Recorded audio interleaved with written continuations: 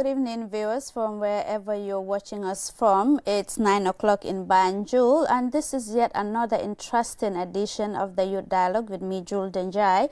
Last week, we had an interesting session here with the Arts Academy people who are into drama, poetry, public speaking, graphics, and a lot of interesting inventions that they were able to make over the past year.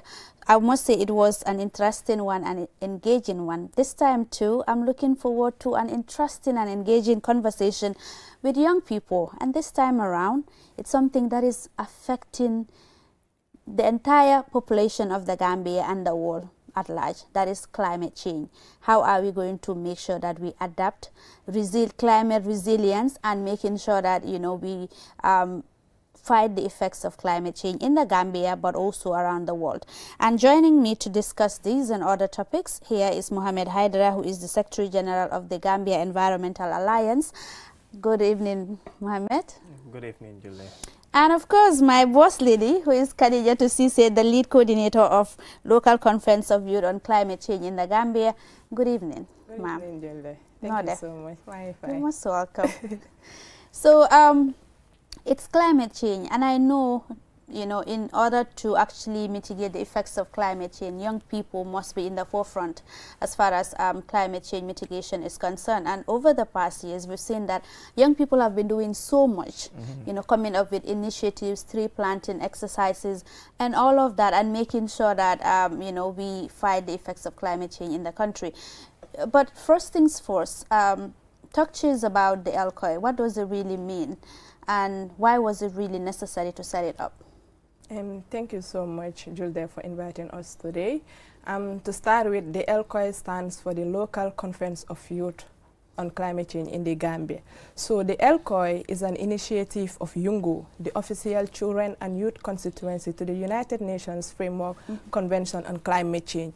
It is a crucial space that aims to promote the involvement of youth in global climate policy making and implementations. So looking at the LCOI, it is the national version of the International Conference of Youth that happens a week before the Conference of Parties, which we all know it as COP. So as approved by YUNGO, LCOI is being implemented by the Gambia Environmental Alliance, a crucial space that aims to bring hundreds of Gambian youths together to share their ideas, thoughts, and expertise to ensure a sustainable climate action for a resilient communities in the Gambia. Looking at the LCOI, it is a crucial space, and the most important output of this conference is going to be the National Youth Statement. On the day of the event, global youths, all the youths will gather together to develop a National Youth Statement that is going to be presented to our government as well as other partners. Inclusive of that, it is also going to be incorporated into the Global Youth Statement that is going to happen a week before COP, and all National Youth Statement will gather together. When it is incorporated in the Global Youth Statement, then it is going to be presented to the Conference of Parties, COP29, as the Global Youth Statement for the Climate Youth Policy Paper for the demands of youth to be also inclusive when it comes to the issues of climate change. So in terms of the membership of the organization, how large is it? Because you said it's a composition of young people across the country. Exactly. How large so is it? let's say LCOI initially started in 2005 in COP11. So from there, the idea of bringing LCOI to all countries is really impressive. So which was why YUNGO had to take this step with the United Nations climate change to ensure that we have a national version of every country to have a national version of the Conference of Youth. In this national version, we gather different youths, inclusive, that includes persons with disabilities, marginalized communities, as well as the vulnerable people. Looking into climate change, it needs interconnectivity as well as multilateralism. So you have to ensure that all these people are coming together to ensure that they have a youth statement. Their voices need to be heard. That is why we develop a national youth statement. The national youth statement cannot only be presented to the global youth statement without involving your national communities. So this is why we have to engage all the regions in the Gambia to ensure that their perspective and diversity is really inclusive when it comes to the issue of climate change. Because like it doesn't affect, the issues of climate change doesn't only affect the greater Banjul area, but as well as those people in the rural areas. So that is why most of these project interventions are actually going further for this intervention to ensure that they have a resilient communities in their societies.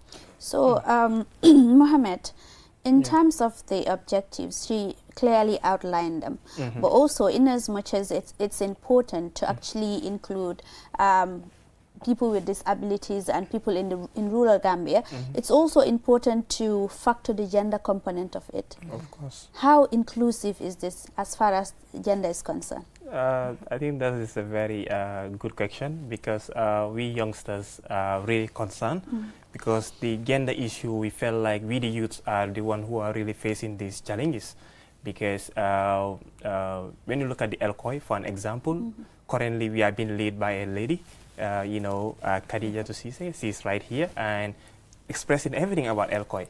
So basically this shows you that, even we the men, we are so proud to be behind her, and she lead the way, and we are really making a lot of difference. And she have really, already set the bar so high at the moment. Wow. Because like what she have achieved over the 2 consecutive years that we have been conducting this ELCOI, none of us have ever achieved such, standard right now. Because exactly, so we're really so proud of that.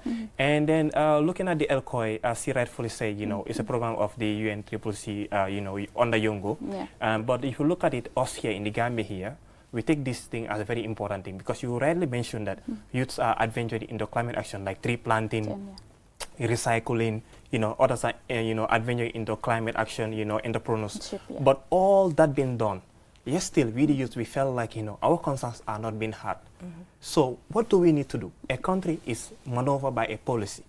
So we have to involve in the policy design. Absolutely. To make sure that we have a way forward. In order for it to be effective. Exactly. So because we know that if all the amazing work we are doing, if the policy are not guaranteed in favor of youths, then obviously all our works are becoming zero.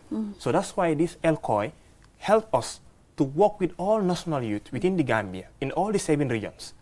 Because the application was open, we make sure we share it, and all the regions, we make sure that at least we will at least have a representative in all those regions to make sure that they attend. This year, we are expecting at least 200 participants all over to make sure that they come to here, we do this program. But the most important part is not only to bring people to have fun and everything. No, we are bringing these people, youngsters from all these different regions, to make sure that they discuss the pressing issue happening in their communities. Because I know I cannot be there every time, but a native will understand his or her own problem than me that is here. So that being said, we will inculcate, as he rightfully said, input all those dots that they complain from. It could be either from agricultural aspect, it could be either from, the marine aspect, it could be either from, tree planting aspect, anything, even from, gender issue, even from land issue. And they will put it on board. And that's how we will put those statements together and then present it to our authorities. These are our, from last year we presented the ELCOI document to the Office of the Vice President. And this year again, we are even expecting the Vice President to even honor our invitation to come on board. It again. And also expect the Minister as well, because we have been collaborating so strongly with the Minister of Environment. And we want to see that, that commitment to move not only from attending our conferences, but putting our document into our national document. Because, through that, that's the only way that the youths can able to feel that effect of what we are doing. So I think this is even though the ELCOI is very young, but this is a challenge that we are facing right now, and we are still not going to relax. And this shows you that, youngsters are really now pushing more to get into policy, definitely. How was it received, last year's statement that you presented to the authorities? How was it really received? And so far, do you feel that some of the concerns that were raised there are addressed by the authorities? So, well, our document was, to be honest, was really received by the Office of the Vice President, received by the Minister of Environment, received by some of its projects, and also received by the French Embassy, also received by the National Assembly as well. The Assembly, in terms of, the Select Committee for Environment, they receive our document. So, all of them receive our document, but, the challenges we are having is like those policies for it to be implemented. This is where the problem lies. So we don't want only to be presenting documents. Yeah. We want documents that are presented to be reviewed and integrated into our national policy. Because our document, can you imagine, Gambia being a very small country, our document last year, imagine Yongo, during COI, which we call the Youth Conference of Party, just like is a version of the main conference of party, where youngsters all over the globe, imagine out of 100 and something countries, Gambian youth statement was selected out of all those countries. Wow. And we were able to present our document in a national, in a global stage. Wow. So that shows you that, they know what we put, the energy that we put, the sweat that we put. We are not being paid. We are not being paid to do all these things. But we use our own resources to make sure that, we get this work being done. So you're telling me that the activities that ELCOI is embarking on, yes, it's self-funded. It's not been funded by It is us that lobby for funding. It is us that lobby for expert. It is us that does everything by ourselves. Wow. So what we do is like we write our proposal, we send it to institutions that are in line, they understand what we are doing, they support us. This is how we get funding. But Yongo is just there, creating us. It's more of like they are teaching us and we are bringing it here. Even though I have never attended COP, but I felt like, this is a very important. She have attended COP several times, but she understood the important, what connection are you bringing to this youngster? Because for us, last year, we have had, people that attended our ELCOI expressing how glad they were. They are like, this is our first time we are having this kind of networking, conversation, discussion, because we did not even know that, we have youngsters that are doing A and Y. So this is a very amazing forum. And it's one of the only main forums at national level where youngsters are brought all over to discuss about climate change and environment issues. So he did mention that last year you submitted your statement regarding the climate issues affecting young people, not just that, but generally as a nation. So when it comes to climate change priorities in the country, what are they? Looking at the priorities, I wouldn't just say a national priority, but with the priorities including the youths as well. Yes. So the National Youth Statement also has a thematic areas. The thematic areas, let's say for the Gambia, we are one of the 100 vulnerable countries in the world. And not only that, but we are also among the 10 most vulnerable countries when it comes to sea level rise. So you see, it's definitely something that is really alarming. And so we have to double our efforts, not only to rely on the government, but also how the youths can take position in this place. So looking at the National Youth Statement, we have the thematic areas of the priorities regarding the issues of climate change, as well how it can be more inclusive when it comes to the issues of the vulnerable communities, the marginalized group, and as well as the children and youth. For instance, when we have climate issues in the Gambia, we have seen that the children are mostly affected when it comes to floods. To evacuate or to give them another expansion spaces are always an issue. So we have to ensure that we highlight everything on that youth statement, and also including the marine economy as well as the green economy, as also as the blue economy. So all that is being inclusive in the National Youth Statement that is presented to the Ministry of Environment as well as the National Youth Council. Last year we were able to also present the National Youth Statement to the Youth Council with the National Assembly, including the Ministry of the Government. So looking at the involvement of Ministry of Environment, I will say it's actually a progress so far. It's a slow progress, but we definitely appreciate their support. Since the beginning of the ELCOI, like the onset, like he likely mentioned, we have been able to mobilize resources for ourselves. But for the past 2 years coming, and even the ELCOI, like the ministry through its projects, are able to fund us almost half of our activities that we are doing, including the international partners like the EU, French Embassy, and other partners. So this is really a step forward that we do not have to rely on only ourselves, but also have to see how we can bring collaborations together.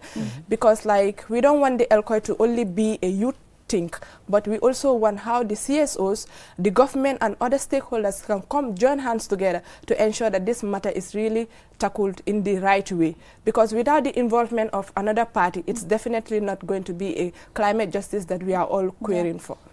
So in terms of the support, ELCOI supporting the climate action in the Gambia, aside from the document that you present, yearly to the authorities and, of course, presenting it at a global level.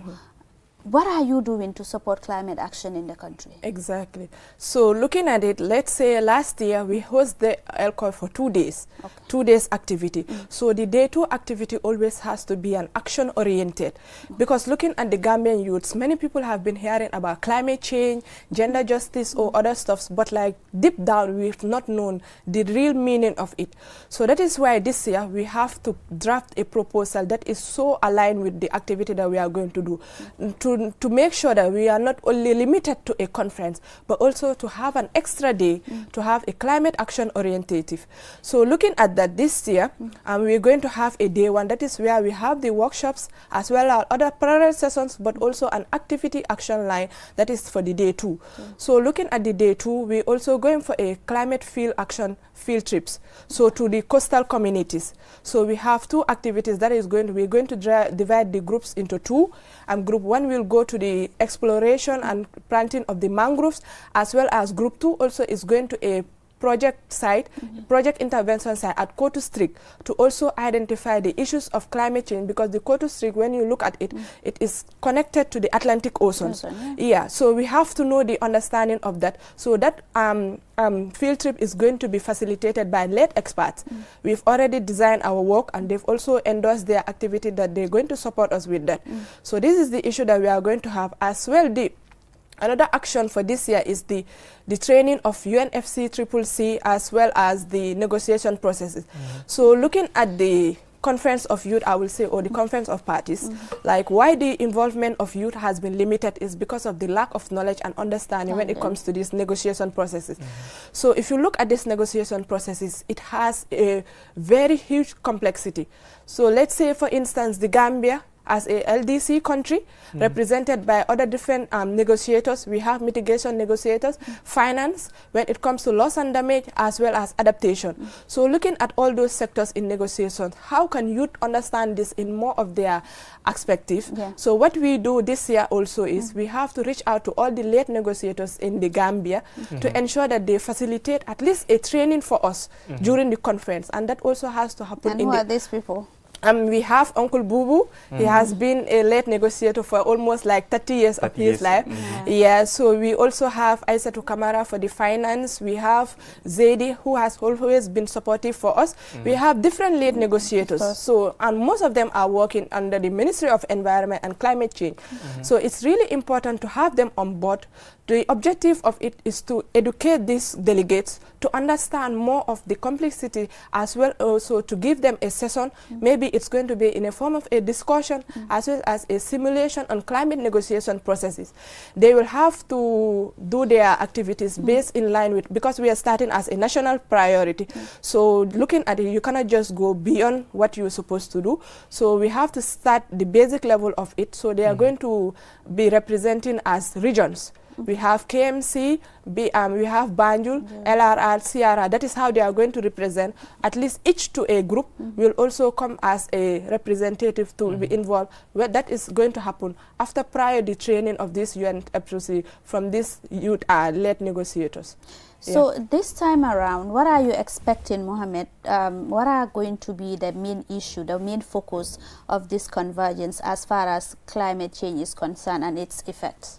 So obviously this year we are basically more focusing on our national, because as you rightfully say, we targeted like 7 regions of this country, and we want members to come from, delegates to come from this region, so that at least they can discuss issues affecting those areas. So basically us, understanding of the Gambia geographical structure. So we realized that, when it comes to the blue economy, it's really lacking behind. That's why we have a very separate parallel session on those, for people to understand this key thematic area.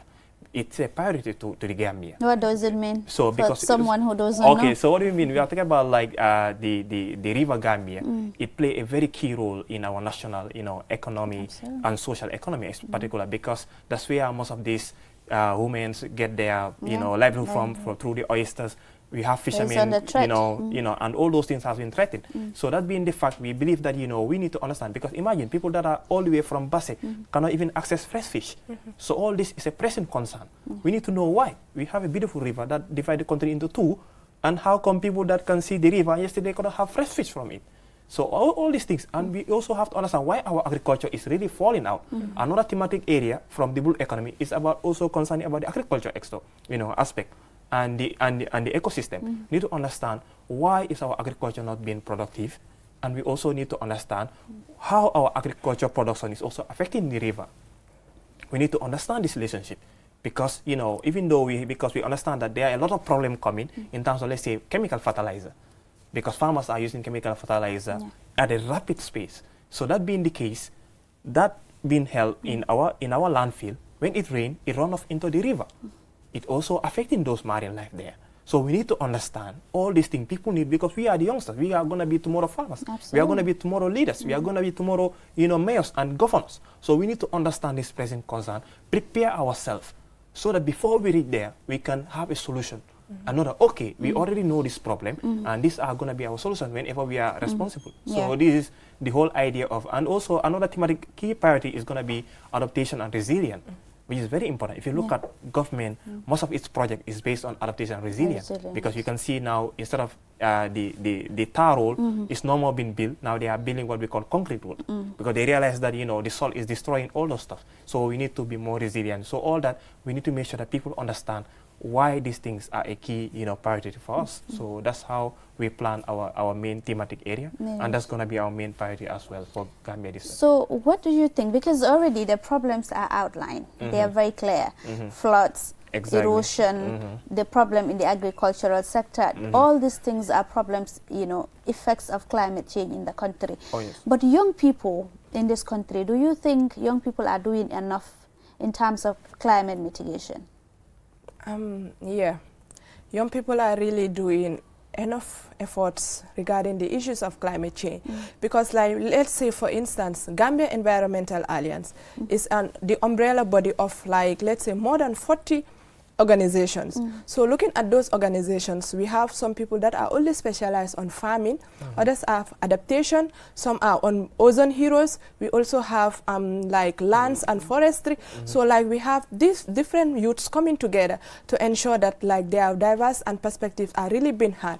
The issue that young people usually have is, like, when it comes, it's more of partnership and collaboration. Yes, so that has been an issue. So, like, with that, it has to, for it to be more sustainable, it needs more efforts to work together, not only as youth, but also with the CSOs, the partners, international partners, as well as the government. We cannot sideline them. So any effort that you have to be, why you mentioned that, like, maybe young people's effort have not been seen that much, is because of that our roles or efforts have been sidelined in most of these activities that we do.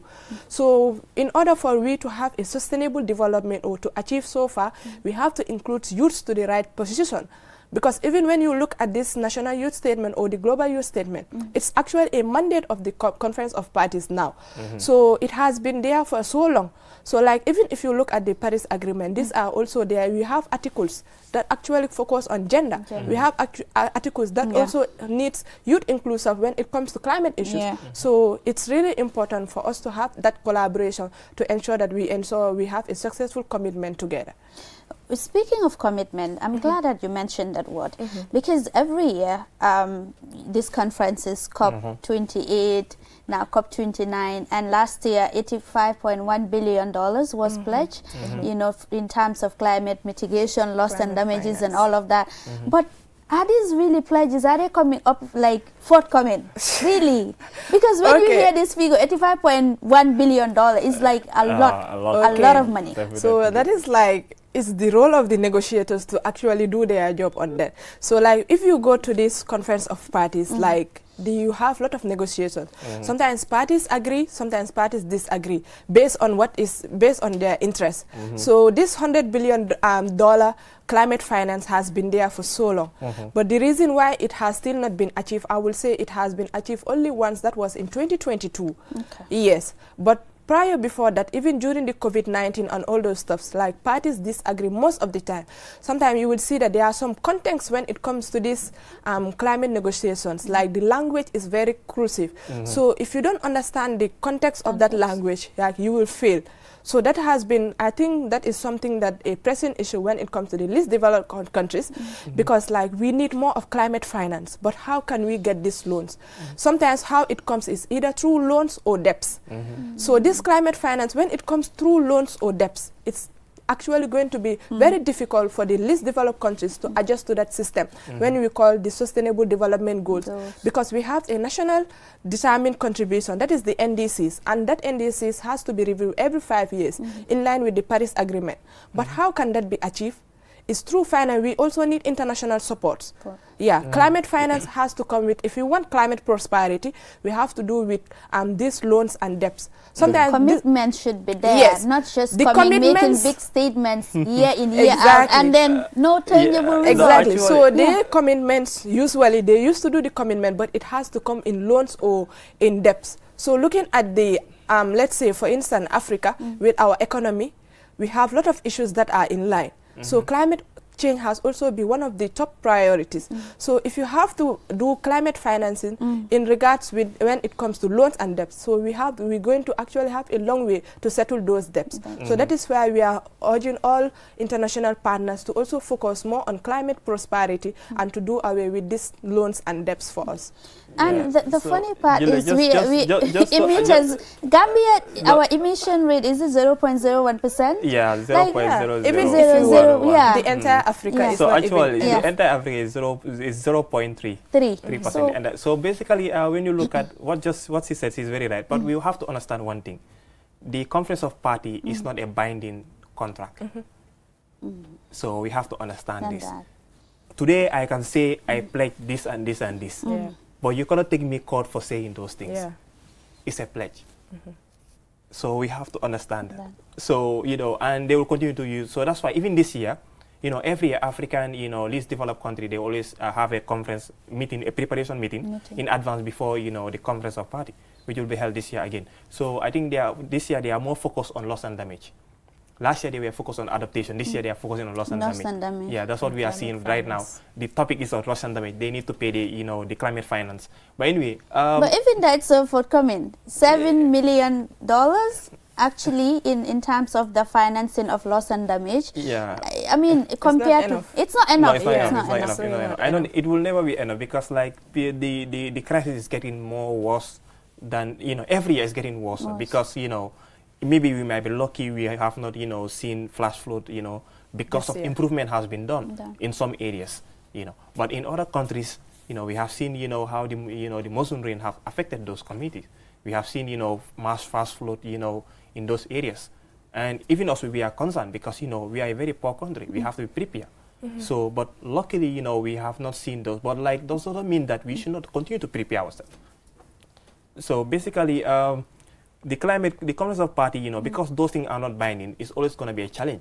And we African countries, because, you know, now what they do, as you rightfully say, it's better for them to give it to us as a loan than give it to us as a free money. They are not going to do that. Because they know that, you know, it is a global thing. And we are competing.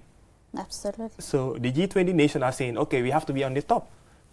So imagine how, if they were supposed to maintain themselves on the top, they take that phone and they wanted to give it to you, so you also be on the top. So does that mean that the African continent, they are not getting their priorities right? They should get their priorities because they are not doing the damage. Of course, absolutely. I mean, 0.003. Yes. So compared to. So what are you even going to mitigate when it comes to that? So what African countries, most of them are actually fighting for is like adaptation and resilience.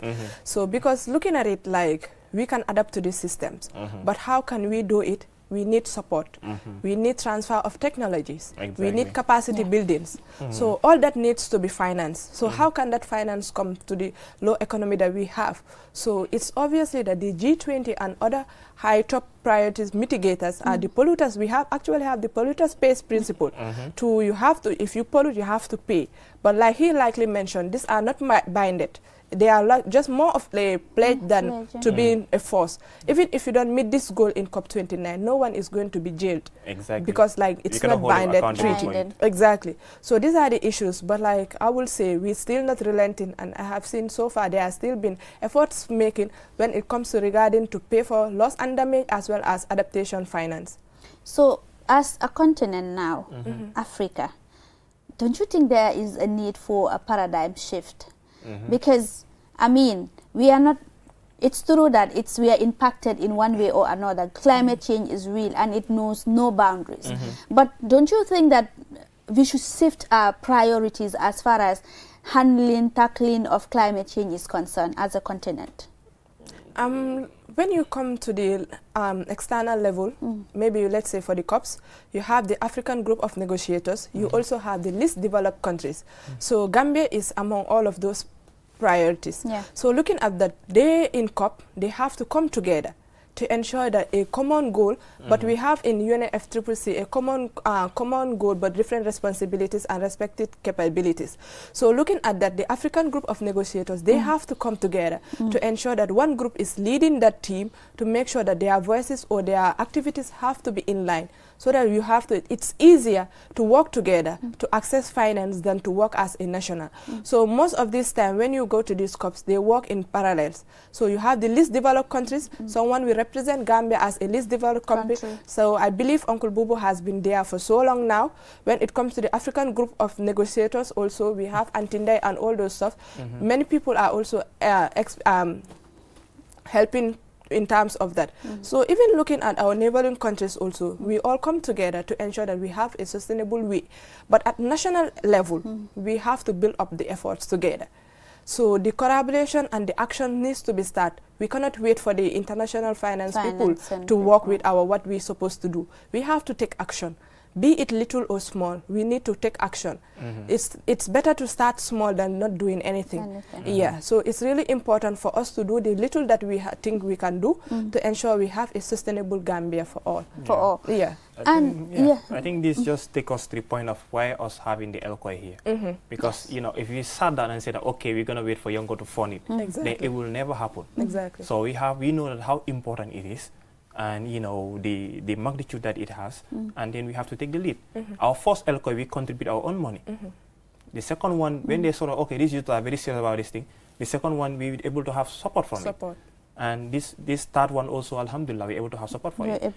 So what we are saying is like, this small effort that she is saying, whenever you wrote something, and this is a concern, and they have given our recommendation, we expect the government to implement at least one or two.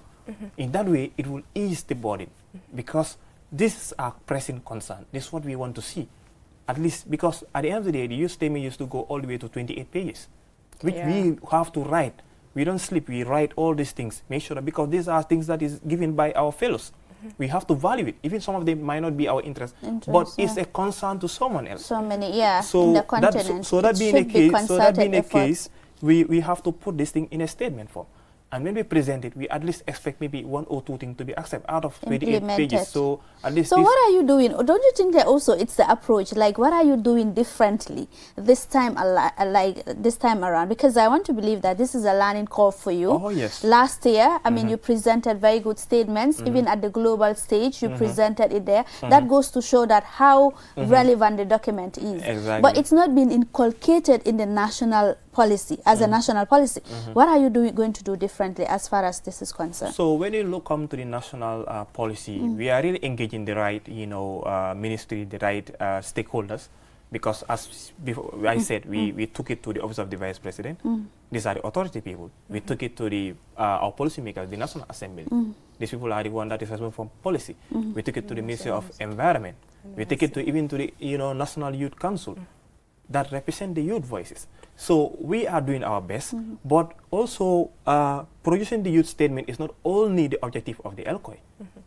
It's a learning ground for youngsters that have no idea about negotiation, about little idea when it comes to climate change. And also, it's another way of sharing.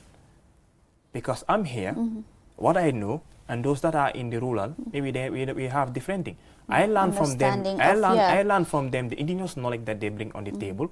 We learn, okay, this is possible, or this method can be worked. They also learn, because maybe here it's floods, there it could be drought. Exactly. You know. So that being the case, we understand that, okay, this is a developing concern. So it's definitely, we are so proud of it, and that has been really so helpful. And we are also learning that, you know, there are so many ways of doing smart agriculture. People from the rural are coming with amazing initiatives. So which we are really learning and being impressed with those things, which we are not doing here. So what we are glad that these people know how to do these things.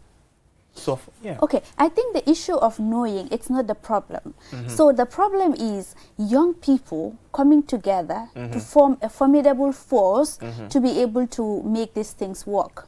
I think there is a disconnect. Don't you think there is a disconnect as far as the young people activities are concerned? I mean, Green Up Gambians are here and a lot of other young youth-led organizations who are doing so much in terms of climate resilience. But the collaboration part of it between young people, is it there? Yeah. That is why I likely mentioned to you, we have the Gambian Environmental Alliance. It's the umbrella body for all these organizations. So different organizations come together. Even when you look at this Elkoi, he even remind me of this exhibition. Like we have a lot of youngsters doing smart agriculture, innovative solutions when it comes to the issues of climate change. So for the first time ever also, we are also going to, we call out for exhibitors to also present their exhibition in this local conference of youth. That is for these 2-day activities. So these exhibitors will come, showcase their products that they have. By that, youths will also learn from them, have an interaction engagement section with them, as well also to buy some products that they are selling. Because like we also, when we call for the exhibitors, like we want a climate-friendly products. So it matters on whatever you are going to bring, but it has to be in line with the category of our climate issues that we have. So we really invited those people, and we've almost get like 60+ exhibitors. So exactly. So you see, in different innovation, exactly, in different areas. So looking into that alone shows that youths are really doing efforts. But like most of them, it's limited. Like most of them, they don't have the talent to showcase it. Or either ways, like there's never a platform that's a market for them to showcase their products. Let's say maybe it's only on trade fairs. But looking at trade fairs is versatile. Like you have a lot of things together. But for this youth, like it doesn't matter whether you are agriculture or anything, but it has to be innovative solutions that does away with the issues of climate-friendly products that we are going to do. So speaking of climate-friendly things, COP29 is just around the corner. What is the focus as far as this year's theme is concerned? And how are you going to mix or blend between the global stage, the issues there, and that of the national level? So for us, well, how we are going to blend this thing, because as you rightfully say, you know, the African negotiator already have a meeting. And I say this time they are focusing on loss and damage, because they want those funding to come. So for us at the national level, as what we can do, because the Conference of Party and the Conference of Youth, it's a little bit different, you know, because like the Conference of Youth, you know, we have our own, we as youths have our own problem. You know, it needs to be solved. Exactly. So that's why we also develop our own global youth statement. You bring Gambia, Senegal, everyone's statement. That's why we have the regional, COI, which is the regional, version of LCOI, and that one is also taken to the global stage, global, Conference of Youths. In that global stage, where all youths continent come together, bring their statement, develop it, and they will take it to the Conference of Party and say, this is what the youths of the world are concerned when it comes to climate change. So basically for us to, as I rightfully say, our priority has been highlighted because these are national concerns. So when it comes to international level, you know, our priorities have been shifted to loss and damage. Because if you look at all these things are cross-cutted by loss and damage. You cannot, if you don't have funding, you cannot achieve all of these things. That's why in other stages, they shifted to adaptation. In the sense that, you know, you either have to adapt to the new, to the new system, or, you know, you either go in for planting more trees, you restore more areas, you know, you try to, if you are using tar road, now use concrete road, just like what you see in Banjo. All those things are the reason. If your draining is this, you expand it. All those have to be in under the adaptation, strategy. So all that being done. So in different companies, it shifts. The title will change. So this time around is lost and damaged. Yeah, that's and what we know that pledges $792 million have been pledged as far as the component of lost and damage is concerned. Billion was pledged. Billion last year. Yeah. But how much are we able to get in at the national level? These pledges, do we have any? Yeah, I think some of this funding come through the worker project that we are seeing. It's funded through some of these global funds. So, and then I can say most of the project you see in the country here, over 75% is all coming through the global fund of climate change. So Gambia is really benefiting from it. Because Gambia, most of our projects are based on climate, are connected to climate change. Climate change, yeah. Even our municipality, how they operate, you have seen Rohim Malik Law. This most of the stuff that they did in Banjul. Yeah. Even KMC, Talib Bensura, you will talk about the backward side, because all these things are connected to climate issue. So basically, this how our government is definitely benefiting. But when it comes to that's why our government really need to take climate change very serious. I'm sure they have taken serious, but what I've seen is like because of sometimes we do a lot of amazing works. And then, we end up, destroying those amazing so that's why we are so concerned. That it's not sustainable. It needs to be sustainable. You just come up with initiatives, but at the end of the day, they are not sustainable. Exactly. So that's what we want. We don't want, at the end of every project, those initiatives to disappear. We want to see those initiatives being installed in those communities. Whenever we come, we know, okay, these people are benefiting from this, these people are doing from this. That's why even the LCOI, that's how we want it to be done. Every annual, we'll make sure that we continue to do it. Even if Khadija is not here, I am not here, it will continue. Exactly. Because it's not going to be like it's Khadija thing or Mohammed or someone else thing. It has to be continued. It has to be a continuation so that people can take it from where you stop. Because we are also growing. We might not end up being a youth one day. Absolutely, so, yeah.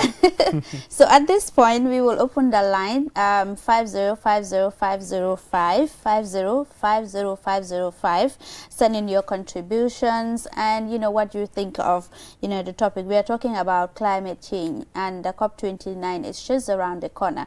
What are we doing at the national level really to ensure that we mitigate the impacts of climate change? He was talking about something very, very important, for the fact that we have all these plans, strategies and initiatives, but the sustainability part of it is very, very important. And young people have a greater role, because young people constitute over 60% of Gambia's population. So when it comes to following up as climate advocates, how often do you follow up with some of these initiatives and plans that are set up by the government? Okay, like he mentioned, let's say for instance, the government Ministry of Environment, Climate Change and Natural Resources, it has 3 line projects. You have the WACA project, the RICA project and the EBA project. So looking at all those projects, there's also a component that involves the youth engagement. So yeah. It's like we have a caller. Hello caller, good evening. Yes, I totally agree with the sister, but the gentleman, I think he needs to point. Hello? Hello, yes, totally good evening. With the sister. Climate change is caused by the developed world. I said climate change. Okay. Is caused by the developed world. Sure. Since the Industrial Revolution. Exactly. The pollution was caused by them, not Africa. Yeah. So being the case, that they should be responsible for the financing. Exactly. And the financing, there shouldn't be any strings attached to it.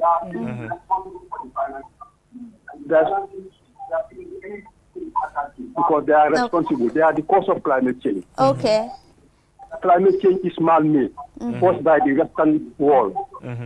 Okay?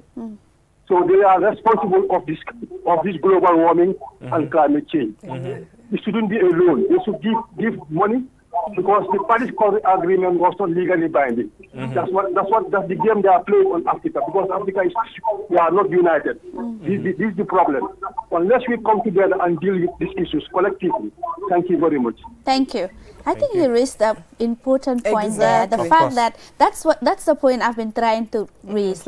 Okay, we are small emitters, 0.003, but when it comes to the impact of it, we are mostly affected. Yeah. I think what he said is right. Like, we are not united, coming together in ensuring that, you know, we are not affected as far as climate change is concerned. It's not only regarding the unity, but like he mentioned, like, it's caused by the polluters. So we have a principle called polluters pays principles on the UNFCCC. So when it comes to the national level, when you look at the Gambia's nationally determined contribution, I will say it's one of the best, ambitious, most determined NDC so far. So it has actually highlighted most of the key issues that we need to work on, focusing on mitigation, adaptation, as well as loss and damage. So what we referring to those NDCs is how the NDC, I think they've already launched their NDC implementation a few months ago. We have another caller. Hello, caller. Good evening. Yeah, evening. How are you? Fine, thank you. Alhamdulillah. What's your name and where are you calling us from? I'm Umar Boyan Jr. I'm part of this team, so they are my... Welcome to the program. Oh, it's like we lost him. Yeah. So, yeah. So actually, I just wanted to what that man say. You know, we are all agreeing on the same thing. I'm not disputing the fact that, you know, because I said it here. Africa, the whole continent of Africa pollute, you know, 0.3%. Yeah. So, and then that being the case, that shows us that we are not the polluters. But what I'm saying is, like, all what is said during the conference of party are not binding. Yeah. And the moment those things are not binding, you cannot sue anyone for that. All what we can do is, like, you know, we call for climate justice campaign. Justice, yeah. That's why every COP, African country will come, the youth will come out and do climate justice campaign, reminding them that, you know, our people are suffering because of your economy. And that's why, you know, even when you come to the issue of the carbon credit, you know, the carbon credit issue, last year COP, it was raised. It was a major concern. Other African countries did not support it. Because the reason is that, how can we secure our land and someone from America pollute and buy our own land for that? So others were like, okay, are they playing, you know, what we call, you know, how to call it, green machine? So, you know, sorry, greenwashing. So others were like, you know, okay, yeah, but others have to say, okay, but we have also need to adopt. Even though they come up with this strategy, but this is a way of us able to at least get some funding from them. So this has always been a challenge. Others were like, no, I'm not going to allow someone to use my... So there is another caller on the line. Hello, caller. Good evening. Good evening. What's your name and where are you calling us from? Hello? So suma mbokki jolay ak séréer yi ñoom rek a dee def li. If you call, please don't listen through your televisions. Be far away from the television so that we'll be able to communicate properly and clearly. I'm not a jolay séréer yi ñoo nekk a dee def loolu.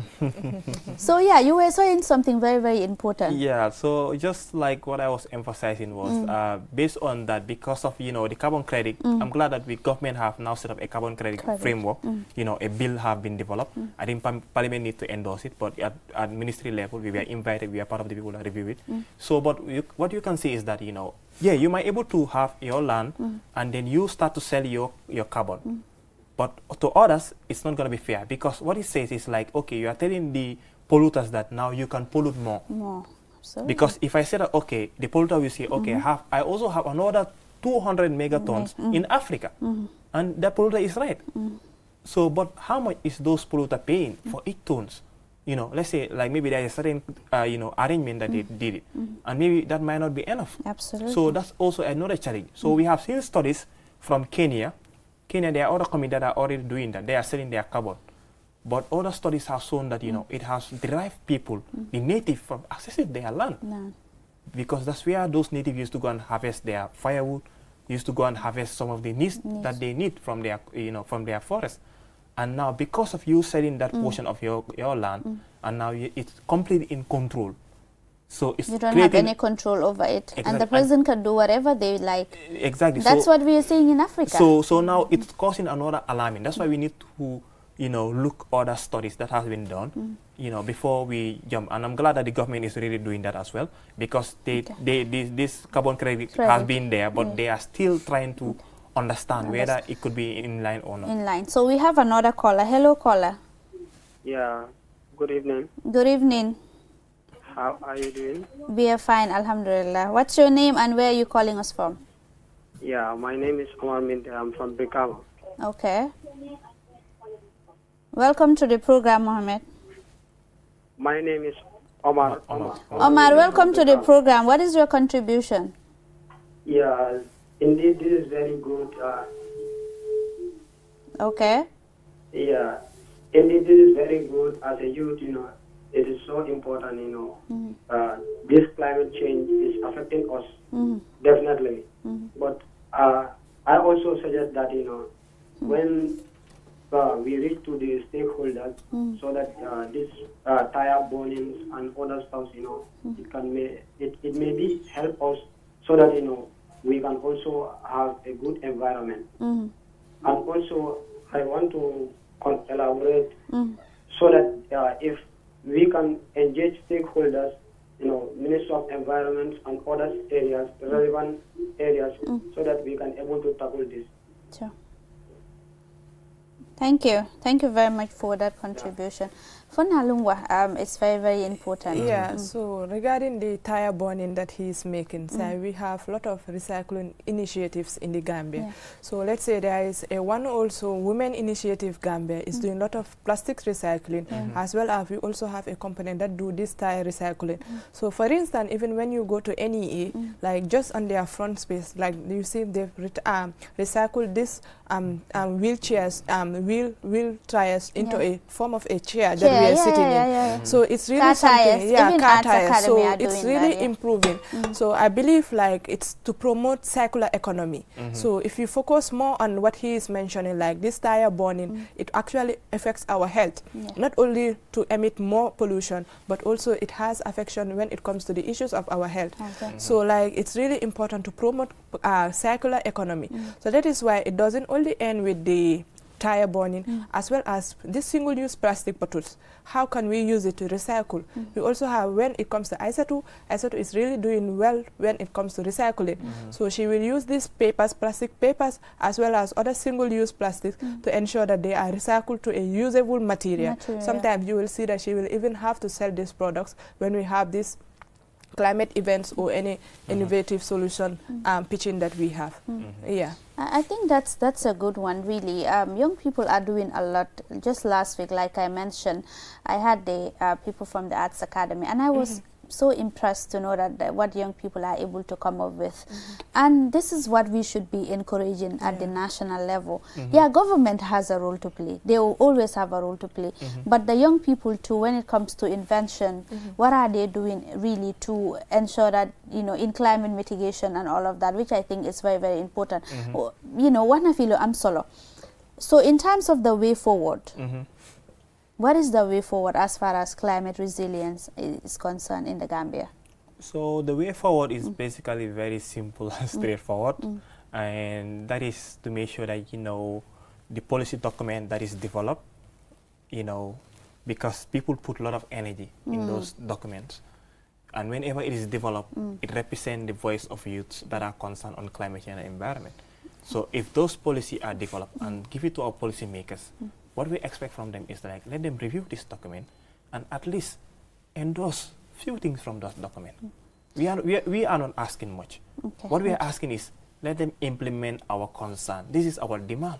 Yeah, so I think that should be the focus, because the issue of including it in, as a policy tool and also ensuring that it is implemented, they are two different things. Every day, like a week will not go by without hearing validation date, validation that. But the implementation part has always been a problem. Exactly. Of course. So, but Mohammed seems to be so focused on, okay, nanko include. Hangalu neka step by step la. Yeah.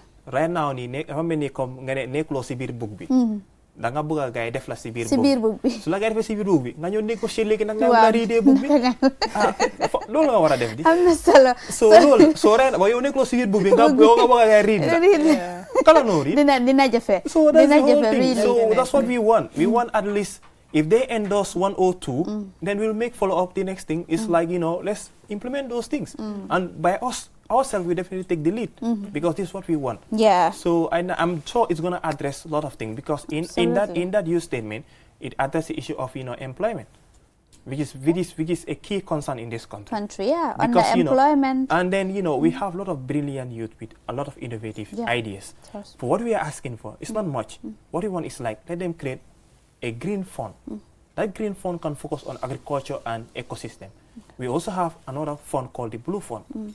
We want our own national fund to address our own national problem. Yeah. In that way, we can see the progress. Absolutely. Copy and pasting with all the fabric.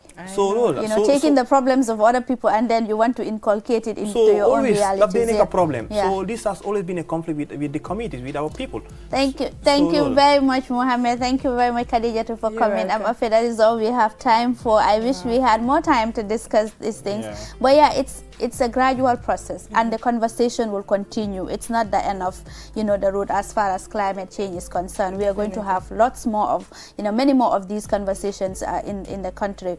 So that is all we have for you until we come your way next week for another interesting edition of the Youth Dialogue. Bye-bye.